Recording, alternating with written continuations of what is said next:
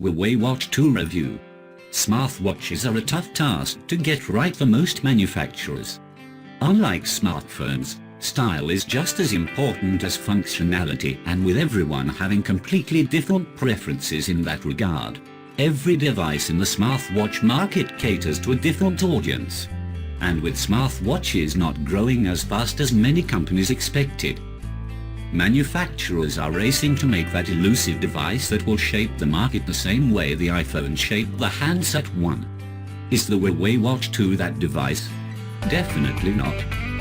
But it's still a smartwatch worth taking a look at. The box contains Huawei Watch 2, Quick Start Guide Booklet, Safety Information Booklet, USB Charging Adapter, USB Magnetic Charging Dock. Design Review. I am a man that loves watches, and I appreciate a well-designed watch body. But a good design requires some degree of flair.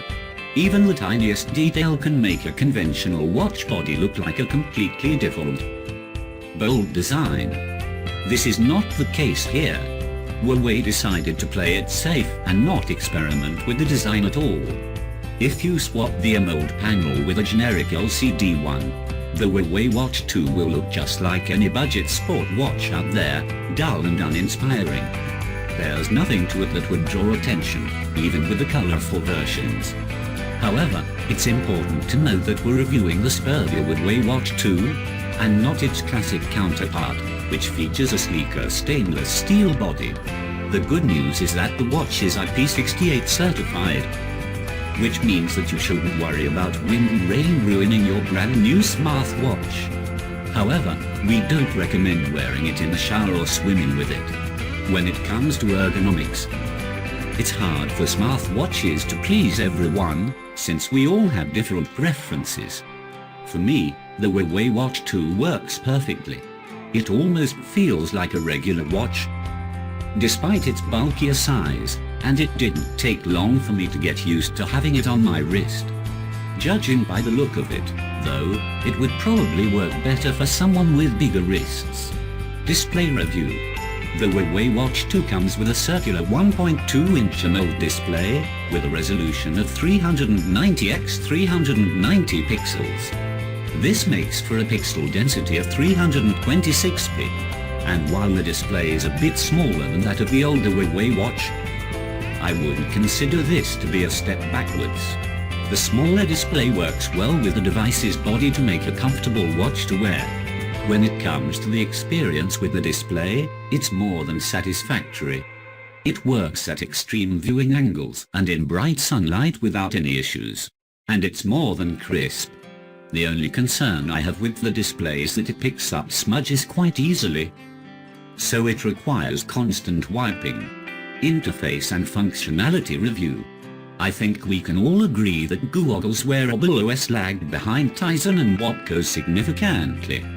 But then came the 2.0 update, and this is when Android Wear became a more up-to-date experience. Therefore, the Huawei Watch 2 is a worthy contender when it comes to interface and functionality. The experience with the device is mostly intuitive and easy to comprehend. Using Android Wear 2.0 means you will have to do a lot of scrolling, though, and Huawei did not prepare the Watch 2 for that.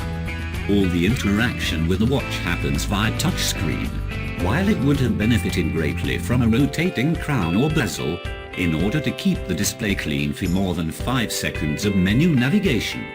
The interface and features are pretty streamlined.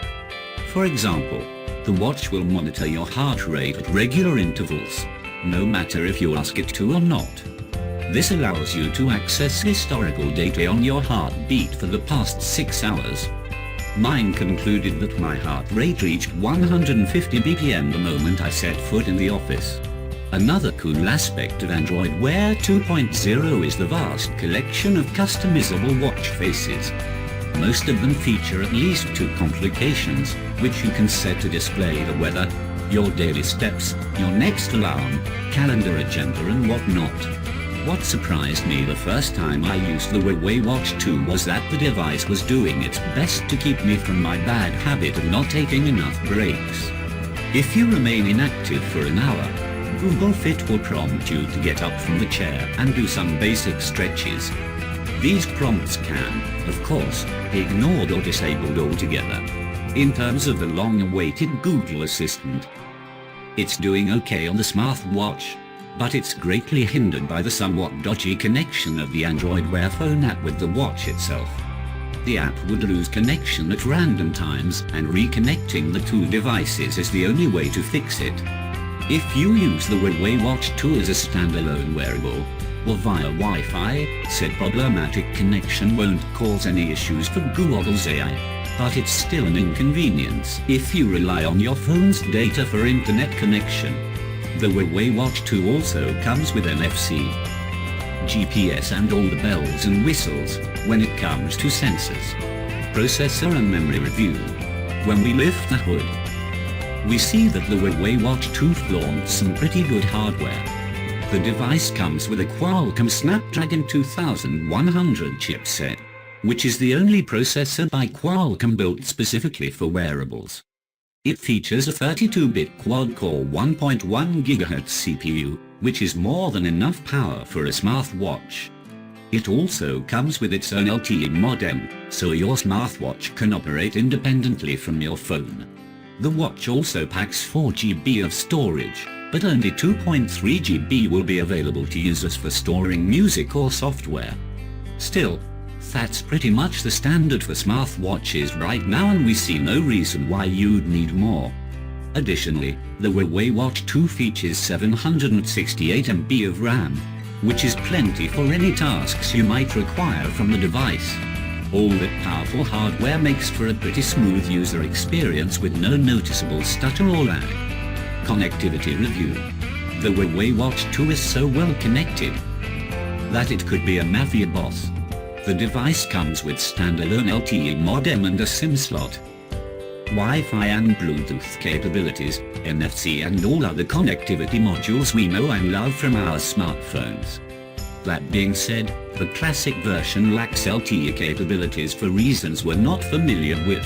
However, it's highly unlikely for the watch to replace your smartphone just yet. For example, the call quality with the Huawei Watch 2 is somewhat poor compared to that of any phone out there. Not to mention that Android Wear 2.0 is still severely limited in terms of iMaps.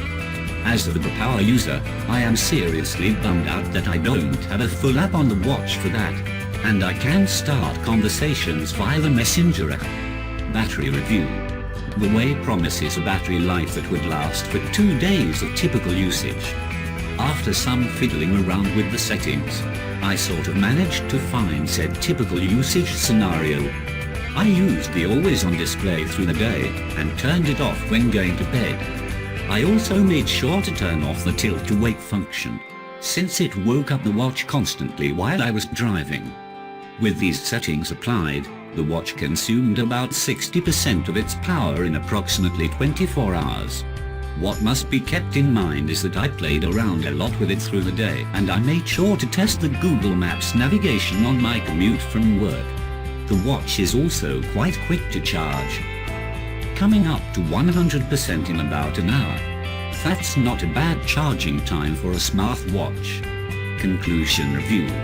The Huawei Watch 2 is said to have a starting price of about $350, same as that of the Samsung Gear S3, but quite honestly, its build feels a bit cheaper than the Gear S3. Still, the Huawei Watch 2 is a very solid wearable. It does come with mobile payment support, GPS and all the latest Google software for smartwatches. What would make the Huawei Watch 2 far more competitive, though, is a rotating bezel or crown to navigate through the menus. This would help in keeping the display relatively smudge-free, as opposed to its current constantly needing a white condition.